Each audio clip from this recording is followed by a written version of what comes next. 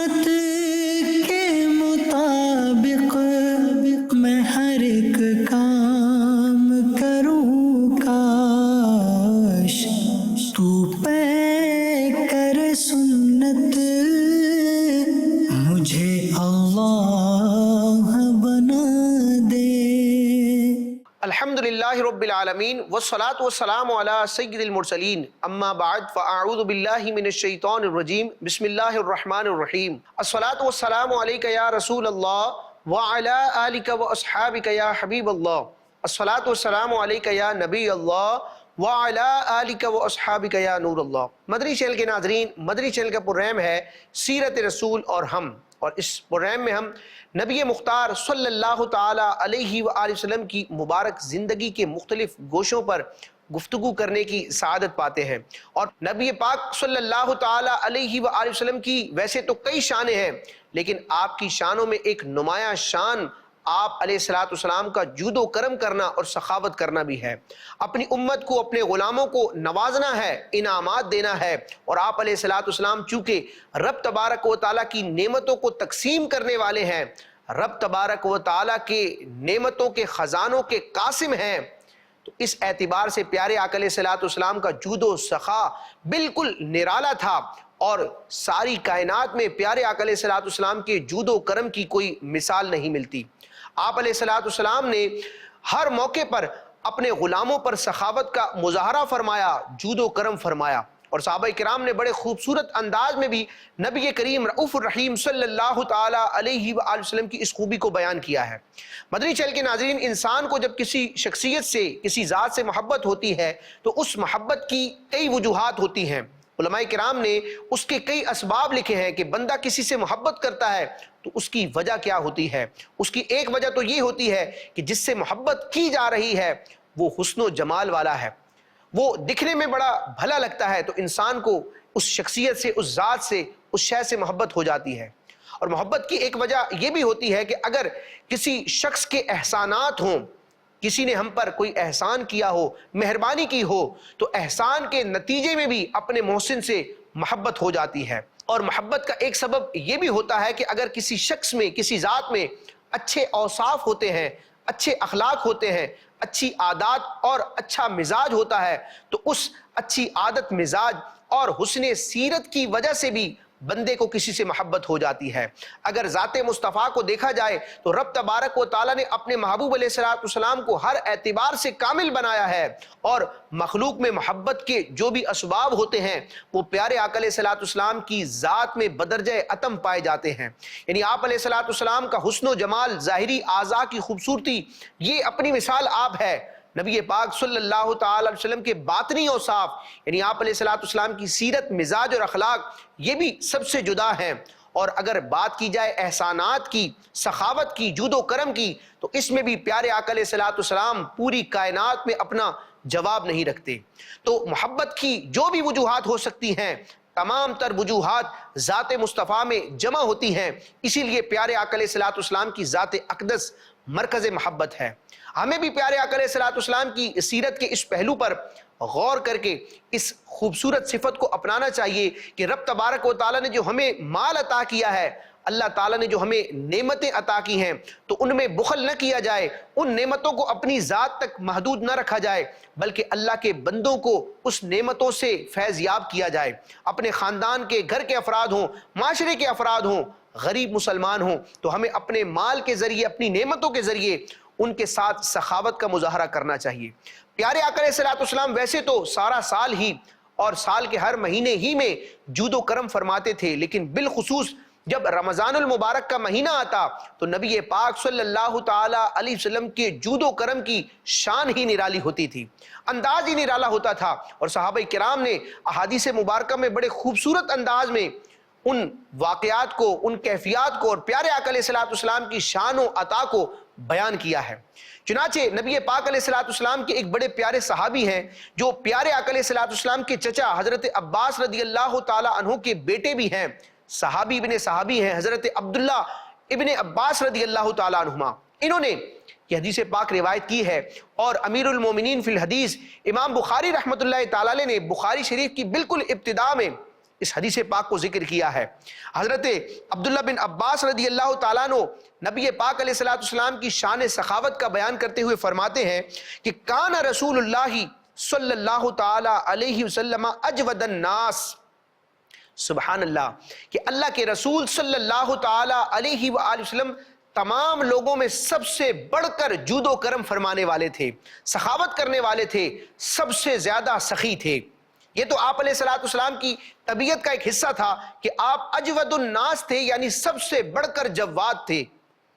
حضرت عبداللہ ابن عباس فرماتے ہیں وَكَانَ أَجْوَدُ مَا يَكُونُ فِي رَمَضَانَ حِينَ يَلْقَاهُ جِبْرِيلُ، یعنی پیارے آقا علیہ السلام ویسے تو جود و کرم فرماتے تھے، لیکن رمضان کے مہینے میں جب سید الملائکہ جبریل امین علیہ السلام بارگاہ رسالت میں حاضر ہوتے، پیارے آقا علیہ السلام سے ملاقات فرماتے، تو رمضان کے ان مبارک دنوں میں آپ علیہ السلام کا جود و کرم عام دنوں کی بنسبت بڑھ جایا کرتا تھا۔ اب رمضان کے مہینے میں جب جبریل امین بارگاہ رسالت میں حاضر ہوتے اور قرآن مجید کا دور فرمایا کرتے، تو اس عالم میں، ان کیفیات میں، ان ایام میں آپ علیہ السلام کا جود و کرم کس طرح ہوتا تھا، اس کی خوبی اور اس کی شان کیا ہوا کرتی تھی، حضرت عبداللہ بن عباس رضی اللہ تعالیٰ عنہما بڑی خوبصورت تشبیہ اور مثال دے کر بیان فرماتے ہیں۔ آپ فرماتے ہیں فَلَا رسول اللہ صلی اللہ تعالیٰ علیہ وسلم اجود بالخیر من الریح المرسلہ، سبحان اللہ۔ اس کا ترجمہ اور خلاصہ یہ ہے کہ نبی پاک علیہ السلام جبکہ رمضان المبارک کے مہینے میں حضرت جبریل علیہ السلام حضور علیہ السلام کی بارگاہ میں حاضر ہوتے، قرآن مجید کا دور فرماتے، تو جود و کرم اس طرح پیارے آقا علیہ السلام کا عروج پر ہوتا کہ آپ علیہ السلام چلنے والی تیز ہوا سے بھی زیادہ جود و سخاوت فرمایا کرتے تھے۔ سبحان اللہ۔ مدنی چینل کے ناظرین، ہوا میں دیکھا جائے تو کتنی سخاوت کا ایک جذبہ ہوتا ہے کہ وہ ہر ایک کو نوازتی ہے۔ یہ ہوا اللہ تبارک و تعالیٰ کی ایسی نعمت ہے کہ ہر وقت ہر جاندار کو، ہر سانس لینے والے جاندار کو یہ نصیب ہوتی ہے اور مفت میں فراہم ہوتی ہے۔ تو ایک نارمل ہوا ہوتی ہے، اور جب ہوا تیز چلتی ہے تو اس کی سخاوت کی اور اس کی عطا کی کیا شان ہوتی ہے۔ لیکن حضرت عبداللہ بن عباس رضی اللہ تعالیٰ عنہما بیان فرماتے ہیں کہ پیارے آقا علیہ السلام کا رمضان کے مہینے میں جود و کرم کرنا، سخاوت کرنا چلنے والی تیز ہواؤں سے بھی زیادہ تھا۔ اللہ تبارک و تعالی ہمیں بھی پیارے آقا علیہ السلام کی اس صفت کو اپنانے کی توفیق عطا فرمائے۔ یقیناً پیارے آقا علیہ السلام جیسا انداز تو کوئی نہیں اپنا سکتا، کیونکہ پیارے آقا علیہ السلام کے مقدس ہاتھوں میں رب تبارک و تعالیٰ کی نعمتوں کے خزانے ہیں۔ لیکن پیارے آقا علیہ السلام کی اس ادا کو ادا کرنے کی نیت سے ہم سخاوت کا کچھ مظاہرہ تو کر سکتے ہیں۔ حضرت جابر رضی اللہ تعالیٰ عنہ نے پیارے آقا علیہ السلام کی اسی شان سخاوت کو اور آپ کے جود و کرم کو بیان کرتے ہوئے ذکر فرمایا کہ ما سئل رسول اللہ صلی اللہ علیہ وسلم شیئا قط فقال لا، او کما قال، یعنی حضرت جابر رضی اللہ تعالیٰ عنہ بیان فرماتے ہیں کہ نبی کریم رؤوف الرحیم صلی اللہ تعالیٰ علیہ وآلہ وسلم سے جب بھی سوال کیا گیا تو آپ علیہ السلام نے اس سوال کے جواب میں لا نہ فرمایا۔ مدنی چینل کے ناظرین، لا عربی زبان کا لفظ ہے اور لا کا مطلب ہوتا ہے نہیں، نو، یعنی انکار کرنے کے لیے لا کا لفظ کہا جاتا ہے۔ تو جب بھی بارگاہ رسالت میں کسی سائل نے کچھ مانگا، کچھ سوال کیا، تو آپ علیہ السلام نے اس سائل کے سوال کو رد نہ فرمایا، لا نہ فرمایا، بلکہ پیارے آقا علیہ السلام کا یہ مبارک انداز تھا کہ سائل نے جو کچھ مانگا ہوتا، اگر وہ آپ علیہ السلام کے پاس بظاہر موجود ہوتا تو آپ علیہ السلام وہ عطا فرما دیتے، اور اگر وہ چیز جس کا سائل نے سوال کیا ہوتا آپ علیہ السلام کے پاس بظاہر نہ ہوتی تو قرض لے کر نبی پاک علیہ السلام وہ چیز عطا فرماتے، یا اس بات کا وعدہ فرماتے کہ جب وہ چیز آئے گی تو عطا کی جائے گی۔ تو یہ نبی پاک علیہ السلام کی شان سخاوت ہے کہ آپ کی بارگاہ میں آنے والا کوئی بھی منگتا محروم اور نامراد نہیں رہتا۔ اعلیٰ حضرت امام اہل سنت اپنے نعتیہ دیوان ہدایت بخشش میں نبی پاک علیہ السلام کی اسی شان کو بیان کرتے ہیں کہ واہ کیا جود و کرم ہے شہ بطحا تیرا، نہیں سنتا ہی نہیں مانگنے والا تیرا، کہ یا رسول اللہ آپ سے جو مانگتا ہے وہ نہیں، یعنی انکار کا لفظ تو سنتا ہی نہیں، کیونکہ دھارے چلتے ہیں عطا کے وہ ہے قطرہ تیرا، دھارے چلتے ہیں عطا کے وہ ہے قطرہ تیرا، تارے کھلتے ہیں سخا کے وہ ہے ذرہ تیرا۔ اور ایک اور مقام پر اعلیٰ حضرت امام علیہ سنت اسی بات کو بیان فرماتے ہیں کہ مانگیں گے مانگے جائیں گے، منہ مانگی پائیں گے، مانگیں گے مانگے جائیں گے، منہ مانگی پائیں گے، سرکار میں نہ لا ہے نہ حاجت اگر کی ہے۔ یعنی آپ علیہ الصلوۃ والسلام اپنی عطا کو کسی شرط پر معلق نہیں کرتے کہ فلاں کام کرو گے، ایسا کرو گے تو عطا کروں گا، اور نہ ہی آپ علیہ الصلوۃ والسلام انکار کرتے ہیں، نہ اپنی عطا کو کسی شرط پر معلق کرتے ہیں، کسی شرط پر موقوف کرتے ہیں، نہ ہی انکار فرماتے ہیں، بلکہ اپنی بارگاہ میں حاضر ہونے والے کو عطا فرماتے ہیں۔ چنانچہ اس حوالے سے ایک بڑا خوبصورت واقعہ بھی ہے کہ ایک شخص نے بارگاہ رسالت میں حاضر ہو کر کچھ مانگا، جس چیز کا سوال کیا تھا آپ علیہ الصلوۃ والسلام کے پاس بظاہر وہ چیز موجود نہ تھی، تو نبی پاک صلی اللہ تعالی علیہ وآلہ وسلم نے اس شخص سے فرمایا کہ میرے پاس کوئی چیز نہیں مگر یہ کہ تو مجھ پر قرض کرے، جب ہمارے پاس کچھ آ جائے گا ہم اسے ادا کر دیں گے۔ یعنی آپ علیہ الصلوۃ والسلام کے فرمان کا خلاصہ یہ ہے کہ جو چیز مانگی گئی ہے وہ اس وقت موجود نہیں ہے، تو میرے نام سے قرض لے لیا جائے، جب پیارے آقا علیہ الصلوۃ والسلام کے پاس کچھ مال آئے گا تو اس قرض کو ادا کر دیا جائے گا، یعنی قرض کے طور پر وہ چیز لے لی جائے۔ جب پیارے آقا علیہ الصلوۃ والسلام نے اس سائل کو رد نہ فرمایا بلکہ دوسرا آپشن بیان فرمایا کہ قرض کے طور پر وہ چیز لے لی جائے اور اس قرض کی ادائیگی ہمارے ذمہ ہے، تو وہاں پر حضرت سیدنا فاروق اعظم رضی اللہ تعالی عنہ بھی موجود تھے۔ فاروق اعظم رضی اللہ تعالی عنہ نے بارگاہ رسالت میں عرض کی کہ یا رسول اللہ، خدا نے آپ کو اس چیز کی تکلیف نہیں دی جو آپ کی قدرت میں نہیں، یعنی بظاہر آپ کے پاس وہ چیز موجود نہیں ہے، جو مانگا جا رہا ہے وہ موجود نہیں ہے، تو آپ علیہ الصلوۃ والسلام کو رب تبارک و تعالی نے اس بات کا مکلف نہیں کیا، آپ کو اس بات کا پابند نہیں کیا گیا کہ جو چیز نہ ہو وہ بھی عطا کرنے کا وعدہ کریں یا قرض کے طور پر اس کو عطا فرمائیں۔ نبی پاک علیہ الصلوۃ والسلام کا مزاج چونکہ عطا اور جود و کرم والا ہے، لہٰذا آپ علیہ الصلوۃ والسلام کو فاروق اعظم رضی اللہ تعالی عنہ کی یہ بات پسند نہ آئی۔ اتنے میں انصار میں سے ایک شخص نے بارگاہ رسالت میں عرض کی کہ یا رسول اللہ عطا کیجئے اور عرش کے مالک سے کمی کا خوف نہ رکھیے۔ تو اب چونکہ یہ نبی پاک علیہ الصلوۃ والسلام کے مزاج کے موافق بات تھی کہ عطا کیے جائیں اور رب تبارک و تعالیٰ کے فضل و کرم سے مایوس نہ ہوں اور رب تبارک و تعالیٰ کے خزانوں میں کسی کمی کا خوف نہ کریں، تو پیارے آقا علیہ الصلوۃ والسلام نے یہ بات سن کر تبسم فرمایا، آپ مسکرا دیے، اور آپ علیہ الصلوۃ والسلام نے ارشاد فرمایا اسی کا امر یعنی اسی کا حکم کیا گیا ہے۔ تو یہ آپ علیہ الصلوۃ والسلام کی ادا ہے۔ اللہ تبارک و تعالیٰ ہمیں بھی سائلین کے ساتھ اچھا برتاؤ کرنے کی توفیق عطا فرمائے، اگر جو چیز مانگی گئی ہے وہ ہم دے سکتے ہیں تو وہ دینے کی توفیق عطا فرمائے، اور اگر بظاہر ہم سائل کو اس وقت دے نہیں سکتے تو اچھا مشورہ دیا جائے یا اسی انداز کو اپنا لیا جائے کہ بطور قرض کسی کی حاجت کو پورا کیا جائے۔ مدنی چینل کے ناظرین، سرکار اعظم صلی اللہ تعالی علیہ وآلہ وسلم کی شان سخاوت کی تو بات ہی نرالی ہے۔ ایک تو یہ ہے کہ سائل آ کر سوال کرے، مانگنے والا کچھ مانگے تو اس پر آپ علیہ الصلوۃ والسلام عطا فرماتے ہیں، اس کے سوال کو رد نہیں فرماتے، اس کو نامراد نہیں لوٹاتے، مانگنے والوں کو عطا فرماتے ہیں۔ لیکن بارگاہ رسالت کی تو بات ہی جدا ہے کہ آپ علیہ الصلوۃ والسلام تو بعض اوقات بن مانگے بھی عطا فرما دیا کرتے تھے، یعنی بظاہر کسی سائل نے سوال نہ کیا لیکن آپ علیہ الصلوۃ والسلام بغیر مانگے بغیر سوال کیے بھی عطا فرما دیا کرتے تھے۔ اس سے متعلق ایک بڑا پیارا واقعہ ہے۔ چنانچہ نبی پاک علیہ الصلوۃ والسلام کے دشمنوں میں سے ایک بہت بڑا دشمن جس کا نام امیہ بن خلف تھا، یہ اسلام کا انتہائی سخت دشمن تھا اور کافر تھا امیہ بن خلف۔ اس کا بیٹا صفوان بن امیہ یہ بعد میں ایمان لے آئے، لیکن اس وقت جب کا یہ واقعہ ہے یہ مشرف با اسلام نہ ہوئے تھے، تو اسلام لانے سے پہلے کا ان کا یہ واقعہ ہے کہ باپ اسلام کا اتنا بڑا دشمن ہے، لیکن نبی پاک علیہ الصلوۃ والسلام کس طرح جود و کرم فرما رہے ہیں کہ نبی پاک علیہ الصلوۃ والسلام کا یہ جود و کرم فرمانا ان کے ایمان لانے کا سبب بنتا ہے۔ چنانچہ پیارے آقا علیہ الصلوۃ والسلام کے دشمن امیہ بن خلف کا جو بیٹا ہے صفوان بن امیہ، جب مقام جعرانہ میں حاضر ہو کر یہ نبی پاک علیہ الصلوۃ والسلام کی بارگاہ میں پہنچے. نبی پاک علیہ الصلوۃ والسلام نے اتنی بکریوں کا ریوڑ اور اونٹ عطا کیے کہ وہ پوری جگہ دو پہاڑوں کے درمیان کی جگہ بھر گئی. جب صفوان بن امیہ نے یہ دیکھا کہ پیارے آقا علیہ الصلوۃ والسلام نے اتنا جود و کرم فرمایا ہے، اتنے بہت سارے جانور عطا فرما دیے ہیں، تو صفوان مکے میں جا کر چلا کر اپنی قوم سے کہتا ہے کہ اے لوگوں، دامن اسلام میں آ جاؤ، اسلام کو قبول کر لو، کیونکہ محمد عربی صلی اللہ تعالی علیہ وآلہ وسلم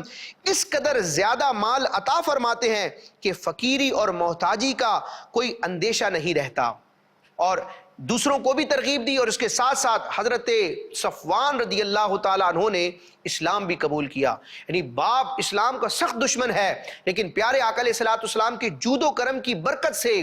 امیہ بن خلف کا سگا بیٹا یہ پیارے آقا علیہ الصلوۃ والسلام پر ایمان لاتے ہیں، صحابی رسول بنتے ہیں اور ہمارے سروں کے تاج بنتے ہیں. تو یہ نبی پاک علیہ الصلوۃ والسلام کی شان کریمی ہے، شان سخاوت ہے کہ بن مانگے بھی آپ علیہ الصلوۃ والسلام لوگوں کو عطا فرماتے ہیں. اعلیٰ حضرت امام علیہ سنت اپنے نعتیہ دیوان ہدایت بخشش میں نبی پاک علیہ الصلوۃ والسلام کی اسی خوبی کو بیان کرتے ہوئے عرض کرتے ہیں کہ بے مانگے دینے والے کی نعمت میں غرق ہیں، بے مانگے دینے والے کی نعمت میں غرق ہیں، مانگے سے جو ملے کسے فہم اس قدر کی ہے. اس کا خلاصہ یہ ہے کہ پیارے آقا علیہ الصلوۃ والسلام کی نعمتیں اتنی ہیں کہ بغیر مانگے آپ علیہ الصلوۃ والسلام نے ہمیں نعمتوں سے نہال کر دیا. آپ علیہ الصلوۃ والسلام نے بن مانگے اتنا عطا کیا ہے کہ نعمتوں میں ڈوب چکے ہیں. لیکن اگر پیارے آقا علیہ الصلوۃ والسلام سے ہم مانگ کر کچھ لیں اور ہمارے مطالبے پر، ہماری عرض پر، ہمارے سوال پر اب جو آپ علیہ الصلوۃ والسلام عطا فرمائیں گے اس کی وسعت اور اس کی عظمت کی فہم سمجھ کسے ہو سکتی ہے. یعنی ہمارے وہم و گمان میں بھی اس کی عظمت نہیں آ سکتی کہ مانگ کر جو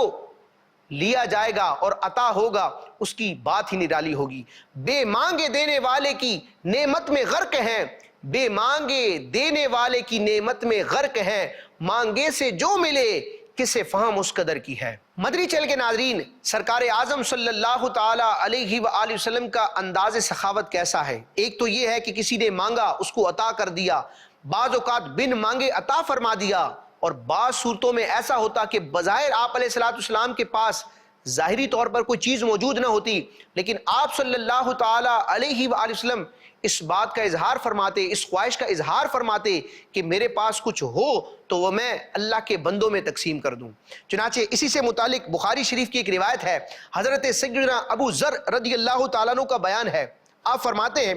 ایک روز میں نبی کریم رؤوف الرحیم صلی اللہ تعالی علیہ وآلہ وسلم کے ساتھ تھا، آپ کے ہمراہ رکاب تھا. جب آپ صلی اللہ تعالی علیہ وسلم نے کوہ احد کو دیکھا، یعنی احد پہاڑ کو دیکھا جو بڑا عظیم ہے، بہت ہی عمدہ اور بڑا وسیع پہاڑ ہے. پیارے آقا علیہ الصلوۃ والسلام نے جب احد پہاڑ کو ملاحظہ فرمایا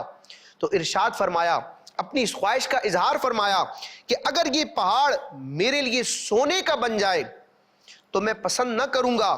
کہ اس میں سے ایک دینار بھی، یعنی ایک سکہ بھی میرے پاس 3 راتوں سے زیادہ رہے، سوائے اس دینار کے، اس سکے کے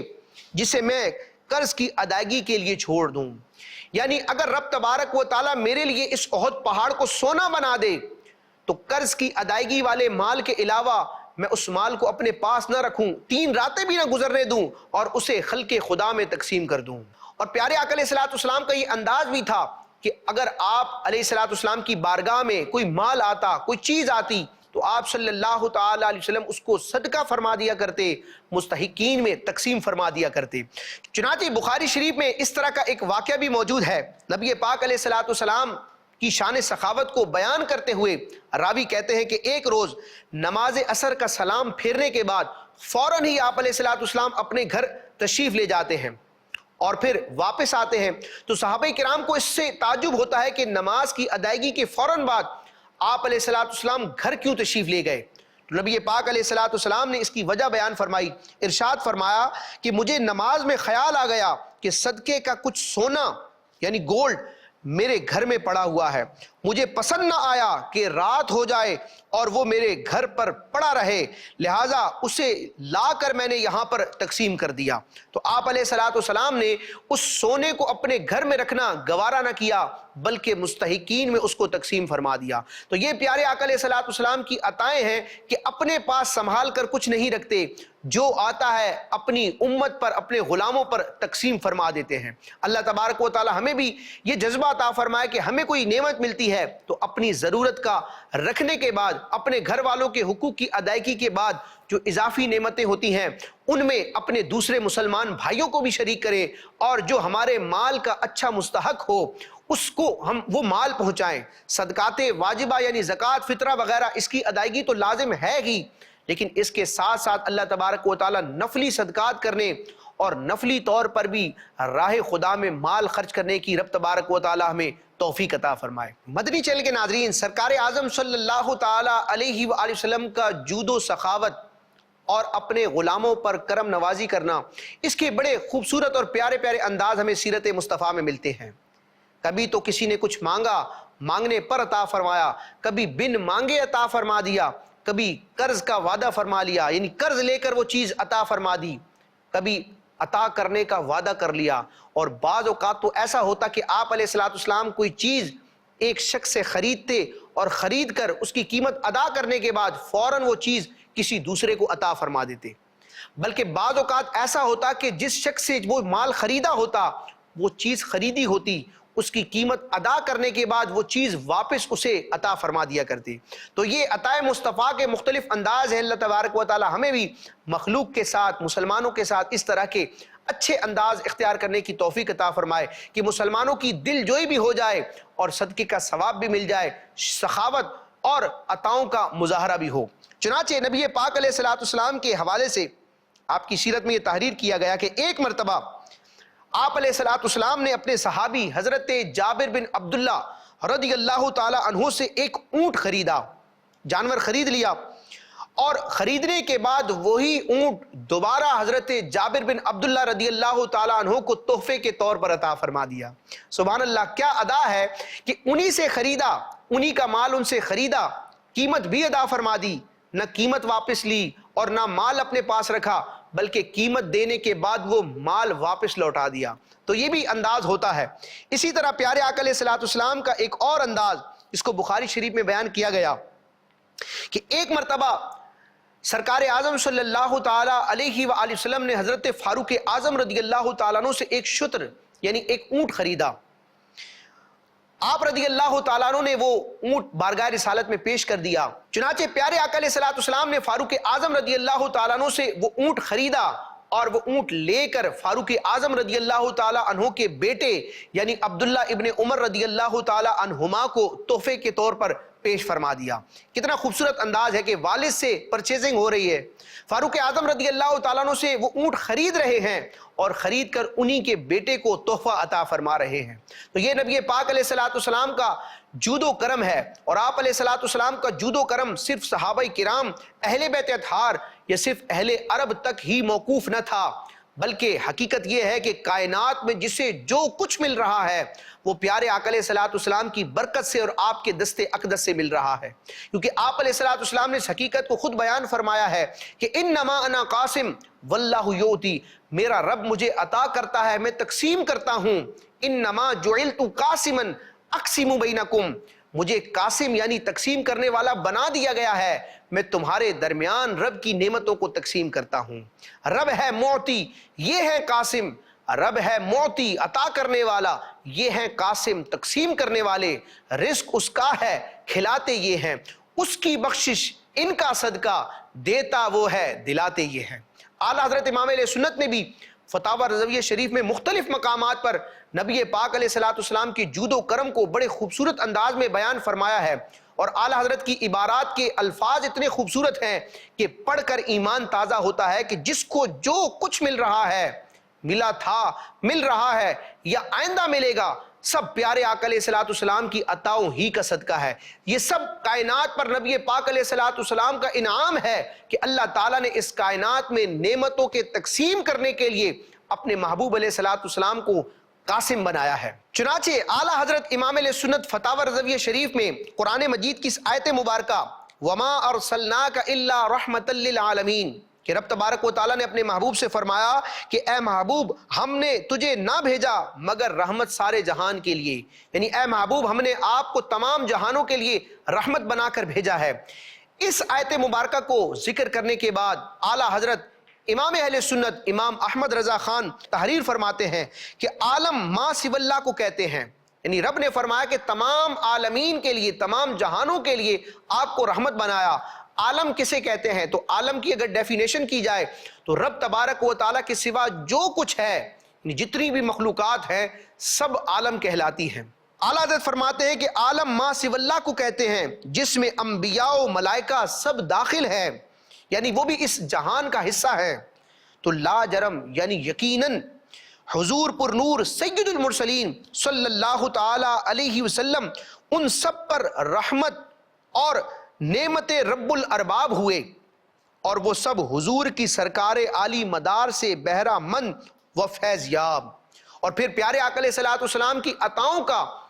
آپ کے جود و کرم کا سلسلہ کہاں تک جاتا ہے، کون کون پیارے آقا علیہ الصلوۃ والسلام کے جود و کرم سے حصہ پاتا ہے۔ اعلیٰ حضرت امام اہل سنت بڑے خوبصورت انداز میں اس کو بیان فرماتے ہیں۔ آپ ذکر فرماتے ہیں اسی لیے اولیاء کاملین و علماء عاملین تصریح فرماتے ہیں، یعنی واضح طور پر یہ تحریر کرتے ہیں، بیان کرتے ہیں کہ ازل سے ابد تک، ارض و سما میں، اولا و آخرت میں،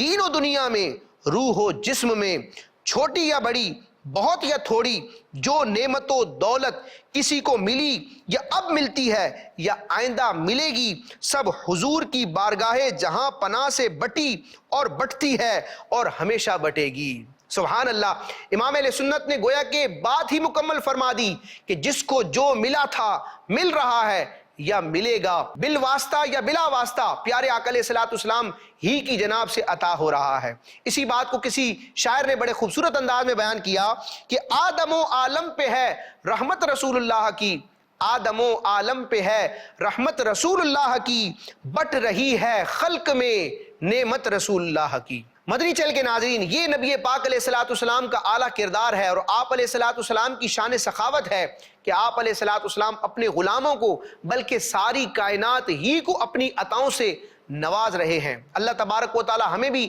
یہ جذبہ عطا فرمائے کہ جو رزق حلال رب نے عطا فرمایا ہے، اور اس رزق میں ہم پر جو حقوق لازم کیے گئے ہیں اپنی ذات کے اعتبار سے، اپنے اہل و عیال کے اعتبار سے، جن کا نان نفقہ، جن کے اخراجات اور جن کی ذمہ داریاں ہم پر لازم ہیں، اور جو شرعی حقوق ہیں، زکوٰۃ ہو، فطرہ ہو اور صدقات واجبہ ہوں، ان کی ادائیگی کے ساتھ ساتھ اللہ تبارک و تعالی نفلی طور پر بھی ہمیں صدقہ کرنے کی توفیق عطا فرمائے، اس کے محبوب علیہ الصلوۃ والسلام کے غریب امتیوں کے ساتھ بھلائی کا معاملہ کرنے کی توفیق عطا فرمائے، بخل سے بچنے کی توفیق عطا فرمائے، اور اپنی طبیعت و مزاج کو جود و سخاوت کا عادی بنانے کی توفیق عطا فرمائے، آمین بجاہ النبی الامین صلی اللہ تعالی علیہ وسلم۔ مدنی چینل دیکھتے رہیے۔ سنت کے مطابق